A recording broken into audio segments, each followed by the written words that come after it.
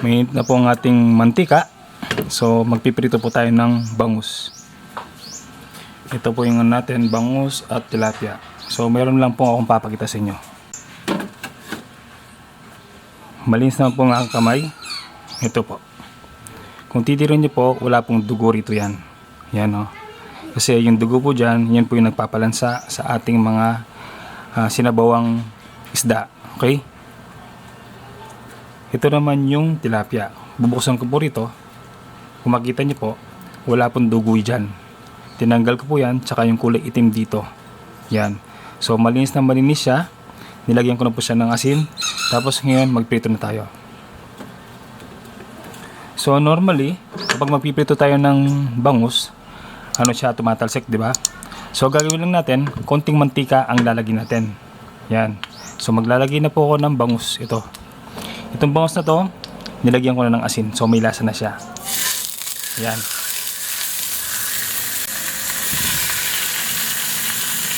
So ang sikreto, konting mantika. Tandaan niyo po.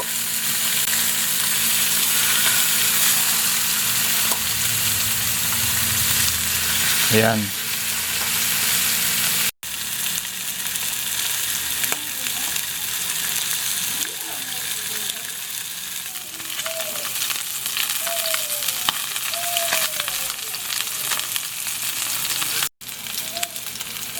Yan, set aside natin. Actually, hindi man completely naprito yan.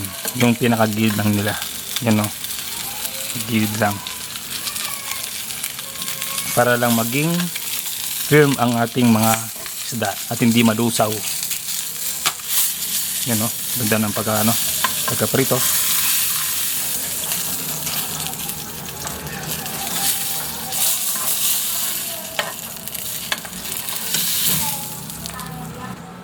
Dagdagan natin ng mantika. Tapos itong tilapia naman.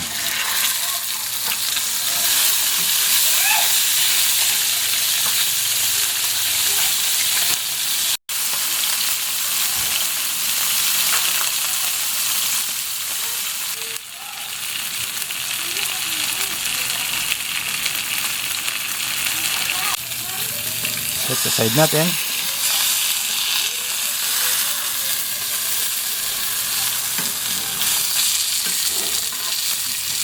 Ayan, masira. Yung add tayo ng konting mantika.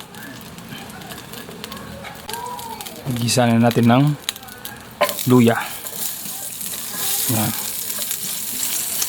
So yung luya dapat medyo gisado yan na mga isang minuto hanggang 90 seconds para lumabas talaga ang lasa niya. Lumabas na ang aroma ng ating luya. So sa puntong ito, pwede na nating lagay yung bawang at sibuyas.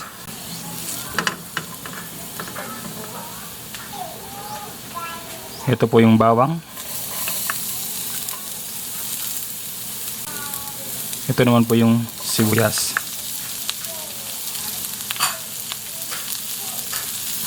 Gisa natin yan ng mga 60 seconds. O hanggang tuluyin ng lumambot ang mga sibuyas. Yung bawang kahit hindi siya ma-brown. Makalipas ang isang minuto, ayan o, malambot na ang ating sibuyas. So this time nilalagyan na po natin yung kamatis.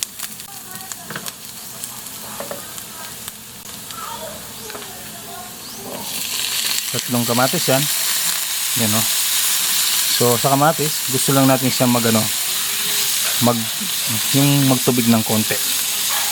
Mas maganda na dyan pa rin sa sabaw yan para magandang tignan. Yan o. Yan o, medyo malambot na yung ating kamatis. Yung mga manok naman, naguguluhan kung anong gagawin nila. Yan o, ang ingay nila. Manok po yan ng kapitbahay po namin, hindi po sa amin. Hindi po ako sa bungero, by the way. Joke lang po. So ayan. So ang next step po natin, maglalagay po tayo ng tubig. Nasa sa inyo po kung gaano karaming tubig. Yung iba, gusto na swimming pool. Yung iba, sakto lang. Maglagay na tayong patis para makulo siya. Maglagay din tayo ng paminta. Sakto lang. Yan. Kapag nagsisigang ako ng mga isda, naglalagay po ako ng tanglad. Ayan. Pampalis po ng lansa yan at pampasarap po ng sabaw. Haluin natin sandali. Ayan. Tapos takpan natin. Hintayin natin kumulo at simmer natin ng mga 10 minutes. Balik po tayo mamaya. Balik po tayo. Ayan. Nasimmer na po yan ng mga 10 minutes. So, may lasa na po yan. Lumabas na po lasa ng mga aromatics natin. Next step po natin, lalagyan na po natin yung ating isda.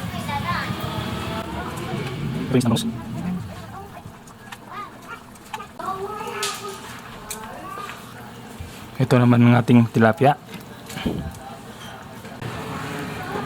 Ayan. Medyo crowded sila. So mamaya palagi ko magdadagdag tayo ng tubig. So ngayon, simmer natin ulit ng mga 10 minutes hanggang tuluyan ng maluto yung mga isda. Balik po tayo mamaya.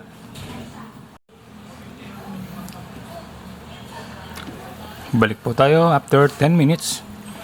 Sarap po. Pakita po siya malapitan.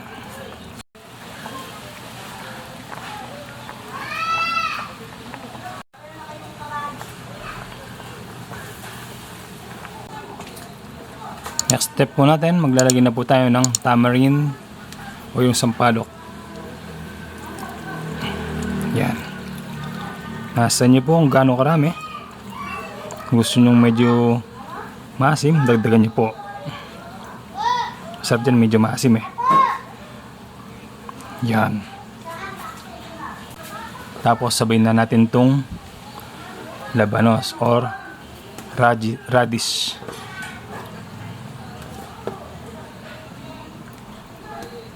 Ayan. Tapos takpan natin ulit ng mga 5 minuto. Ayan, balik po tayo mamaya. Balikan po natin after 5 minutes. Ayan. Sigurado malambot na po yung ating labanos.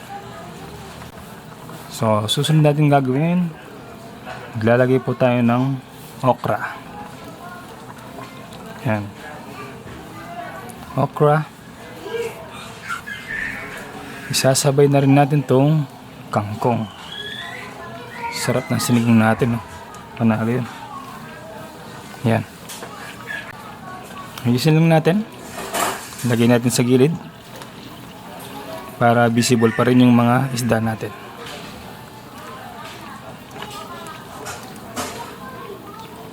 So malapit na tayong matapos. Palalambutin lang natin ng mga gulay. Tapos ready na yan. Para maging kompleto ang ating sinigang, maglalagay tayo ng siling green. Yan. Masarap ang aroma niyan. Yung amoy niya, pampasarap ng lasa din. Yan. Takpan natin ng mga 3 to 4 minutes. Tapos ready na yun mamaya. Balik po tayo. Yan, balik po tayo. Wow! Ang sarap ng ulam natin for today. Yung ulam po natin for today na ayon po sa ating klima. Ang klima natin ngayon ay malamig. So masarap humigop ng sabaw. Lalo na kung meron kang ganyan. Yan, nag-fog po siya. Yan, nakita niyo po. Yan ang panalo po. Yan ang sarap po. Yung taba ng ng bangus. Sarap isaw-saw sa yan, sa patis. Grabe. Yan o. Ito naman yung isdang tilapia. Panalo po yan. So yung sabaw natin yan, panigurado, wala pong lansa yan. Bakit? Unang-una yung mga isda natin, naprito sila. So kahit paano, nabawasan yung lansa. Okay? Tapos naglagay tayo ng luya, naglagay din tayo ng tanglad, ng paminta, Yun. So, halos lahat ng lansa niyan nawala na. So, panigurado, yung sabaw natin, walang lansa. So, ganyan po ako magluto ng sinigang na sinabawan or sinigang na isda. Panigurado, wala pong lansa. Yan. Tapos yung sabaw niya, paldong-paldo yan. Yan o. Sarap igupin sa malamig na panahon. So, sana marami po kayong natutuhan sa aming mga food tutorial. Inaanyahan ko po kayong mag-subscribe, mag-like at mag-comment po para naman po mainggan nyo pa kaming gumawa ng mga video namin. Yan. So, tapos na po ang ating pagluluto. Sana na-enjoy nyo po. Maraming salamat po sa continuous na pagsuporta sa aming YouTube channel. Maraming salamat po. God bless at ingat po lagi.